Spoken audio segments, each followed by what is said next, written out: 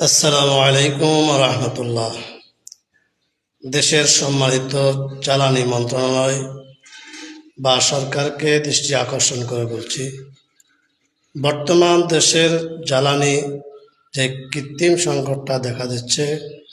সেই জায়গা থেকে জ্বালানি মন্ত্রণালয় বা সরকারকে যদি বাঁচতে হয়, আমার ছোট্ট একটি পরামর্শ, সেটা হলো যেই ব্যক্তি তেল পাম্প থেকে হোক যেখান থেকে হোক গ্রহণ করার জন্য যাবে, তার তিনটি জিনিসের মাধ্যমে তাকে যদি তেল দেওয়া ব্যবস্থা করা হয় এবং বাংলাদেশের যে কোনো স্থান থেকে সে যেন দৈনিক প্রয়োজনীয় তেলের বাহিরে তেল গ্রহণ করতে না পারে, সেজন্য একবার দৈনিক যেন সে তেল সংগ্রহ করতে পারে। তাই আইডি এবং ফিঙ্গারের মাধ্যমে এবং যেই কোনো গাড়ির নির্ধারিত বা তেল সংগ্রহকারীদের জন্য নির্ধারিত একটা কোড নাম্বার দিয়ে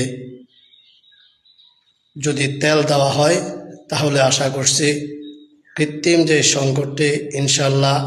কেটে যাবে এবং দেশের সরকার ইনশাল্লাহ তেল সংকট থেকে বাঁচার উপায় হতে পারে। আশা করছি সম্মানিত জ্বালানি মন্ত্রণালয় এবং সরকার আমার কথাগুলো খেয়াল করবেন ইনশাআল্লাহ।